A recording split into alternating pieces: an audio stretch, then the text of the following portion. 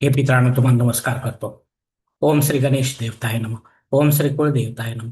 ओम श्री गुरु देवताय नमः. ओम सर्वश्री इष्टलिंग देवताय नमो नमः. शिवशरणात मित्रांनो, मी कडप्पा परत एकदा आपल्यासमोर हजर आहे. माझ्या धर्मकरम चॅनलमध्ये आपले सहर्ष स्वागत करीत आहे. मित्रांनो, पंचांग आजचे आता आपल्यासमोर सादर करीत आहे. मित्रांनो, आज मंगळवार दिनांक 25 ऑगस्ट 2026, शनिवार शके 1948, संवत्सर पराभव, आयन दक्षिण, ऋतू वर्षा, मास श्रावण, पक्ष शुक्ल. तिथी मित्रांनो आजची त्रयोदशी तिथी आहे, जी अहोरात्र असणार आहे.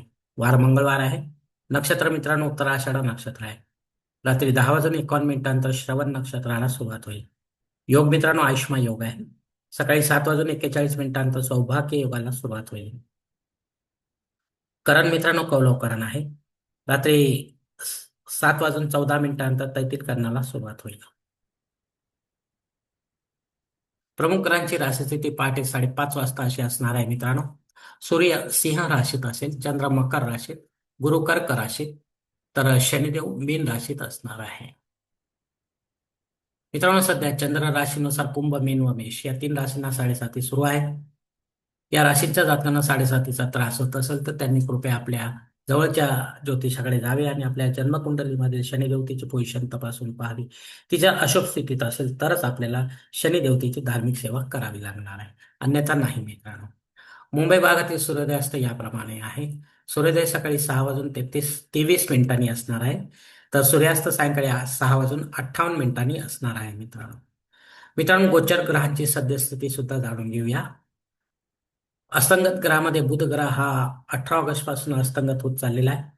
तर शनी ग्रह हा वक्री होत चाललेला आहे 26 जुलै पासून. तर असे हे दोन्ही ग्रह आपल्याला काय फळ देतील गोचरने, हे देखील ज्योतिषी आपल्याला समजावून सांगतील. मित्रांनो, वरील पंचांगाच्या आधारे आपण आजच्या पूजेसाठी लागणारा संकल्प सोडणार आहोत.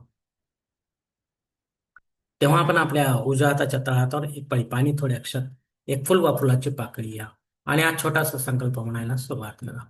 हरो शिव शिव शंभो राज्ञ प्रवर्तमान सद्य ब्रह्मणो द्वितीय परार्धे श्वेतवराह कल्पे वैवस्वत मन्वंतरे कलियुगे प्रथम पादे जम्बूद्वीपे भरतवर्षे भरतखंडे मेरो दक्षिण दिग्भागे महाराष्ट्र देशे व्यावहारिक चंद्रमन शालिवान शके 1948 प्रभादेश अष्टे संवत्सरांमध्ये पराभव नाम संवत्सरे दक्षिणायने वर्षा ऋतू श्रावण मासे शुक्लपक्षे भौम वासरे उत्तराषाढ नक्षत्र आयुष्मा योगे कौलव कर्णी त्रयोदशी शोभती तो वीर गोत्रात उत्पन्न में कडप्पा मोह पात्र दुरित क्षयद्वारसी पार्वती पती परमेश्वर प्रित्यर्थ विधिवत नित्य देवपूजा एवं इष्टलिंग पूजा करेशे.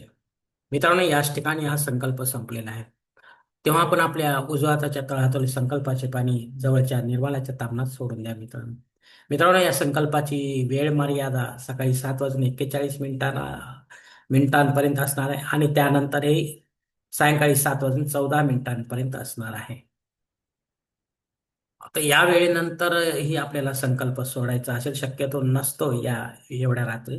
तरी पण असेल तर आपण वरील बदलल्या पंचांगाचा आधार घ्यायचा, नवीन संकल्प तयार करायचा. त्या संकल्पात आपण करत असलेल्या धार्मिक विधीचा उल्लेख अवश्य करायचा.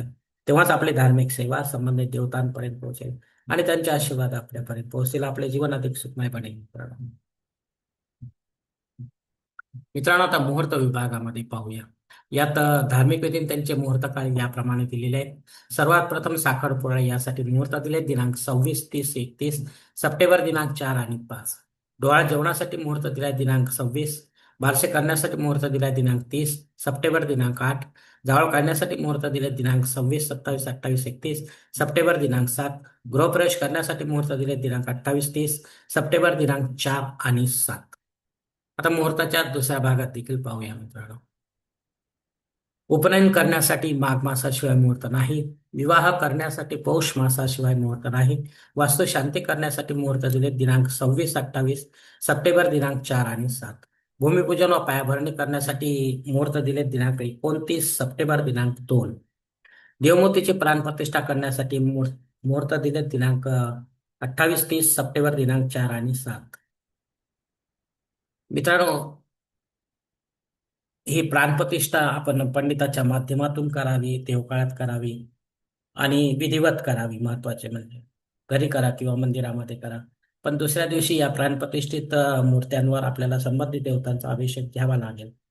अन्यथा अशा प्राणप्रतिष्ठित मूर्ती खंडित मानल्या जातात आणि त्यांचे विसर्जन करावे लागते मित्रांनो. मित्रांनो, वरील काही मुहूर्तांच्या तारखेत वेळेची मर्यादा देखील असू शकते. कृपया ते जाणून घेण्यासाठी आपण मला कॉमेंट्स बॉक्समध्ये विचारावे किंवा योग्य पुरवठ्या पंचांगधारकास संपर्क साधावा आणि मगच आपल्या जन्मकुंडलीनुसार आपल्यासाठी योग्य असा मुहूर्त निवडावा, जेणेकरून आपल्या मुहूर्तामध्ये कोणत्याही प्रकारची बाधा उत्पन्न होणार नाही आणि मुहूर्ताचे पूर्णपणे फळ आपल्याला प्राप्त होईल मित्रांनो. आणि असा मुहूर्त जर आपल्याला मिळत नसेल तर मग मात्र आपण स्वतःहून किंवा पंडिताच्या माध्यमातून यापेक्षा वेगळा काही मुहूर्त निर्माण करण्याचा प्रयत्न करू नका. कारण मुळात तो मुहूर्त मुहूर्तच नसल्यामुळे त्याचा आपल्याला काही एक उपयोग होणार नाही मित्रांनो.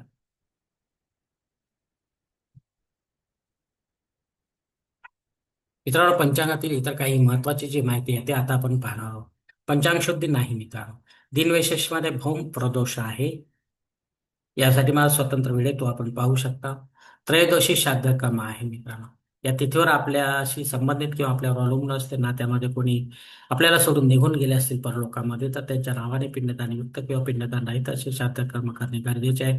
घरी करा किंवा तीर्थक्षेत्री करा, पण विधिवत करा, पंडिताच्या माध्यमातून करा आणि अपराह्न काळातच करा. तेव्हाच आपली पितृसेवा आपल्या पितरांपर्यंत पोहोचेल आणि त्यांचे आशीर्वाद आपल्यापर्यंत पोहोचेल. आपले जीवन अधिक सुखमय बनेल मित्रांनो. मित्रांनो, रात्री 10:51 घबाड येवाला सुरुवात होत आहे. याचा आपल्याला फायदा घेऊ शकता आपण. जे काही काम कराल त्याचा दुप्पट तिप्पट फायदा आपल्याला मिळू शकतो. हा घबाड योग आहे मित्रांनो, अत्यंत शुभ असा योग आहे. अग्नी पृथ्वीवर हजर नाही, त्यामुळे आपल्याला नव्याने काही होम यज्ञ कर्मकांड सुरू करता येणार नाही. जे आपण रेग्युलर करत आहात तेच आपल्याला करायचे आहे मित्रांनो. राहू दुपारी 3 ते 4:30 वाजेपर्यंत आहे. या 1.5 तासाच्या काळात राहू अत्यंत प्रभावी असल्यामुळे तो आपल्या कामांमध्ये अडथळे निर्माण करणार. म्हणून आपण शक्यतो महत्वाची किंवा विशेष कामे न करता रेग्युलर कामे करा, जेणेकरून आपल्याला आपल्या कामांमध्ये अपयश येणार नाही.